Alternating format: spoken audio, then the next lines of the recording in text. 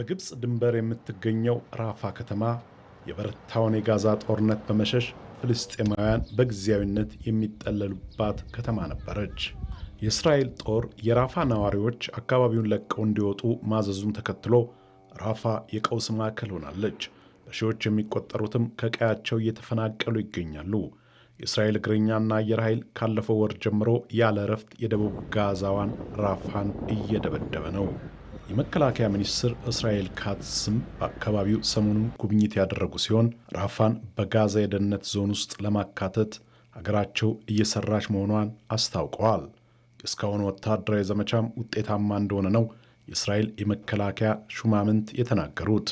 የእስራኤል መከላከያ ሚኒስቴር ራፋን ለቀው ለሚወጡት ነዋሪዎች በጠረፋማዋ አልማዋሲ አካባቢ ሰብአዊ ዞን የሚል ቀጠና መስርቷል። በዚህ ስፍራም ከራፋ በሞራግ መተላለፊያ በኩል የለቀቁ ነዋሪዎች የድንኳን ኑሮን ጀምረዋል።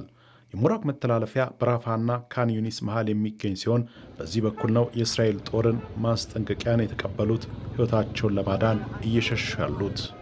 እስራኤል ወደ ጋዛ ሰብአዊ እርዳታ እንዳይገባ ማገዷን ተከትሎ የምግብና የመድኃኒት እጥረቱ አሳሳቢ ደረጃ ላይ መድረሱን ነበር ዓለም አቀፍ መገናኛ ብዙሃን ሲዘግቡ የሰነበቱት።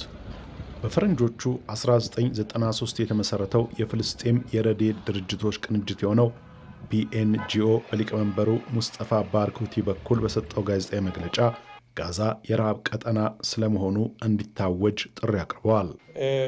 መጥለብና አን የትም ኢዕላን ጋዛ ፈውራን መንጠቀት መጃዓ የኛ ፍላጎት በጋዛ አስቸኳይ የረሃብ ቀጠና እንዲታወጅ ነው።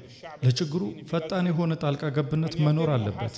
ይህን በማድረግ ነው የፍልስጤማውያንን ደህንነት ማስጠበቅ የሚቻለው። እስራኤል በድጋሚ በዓለም አቀፉ የጦር ወንጀለኞች ፍርድ ቤት ልትጠየቅ ይገባል።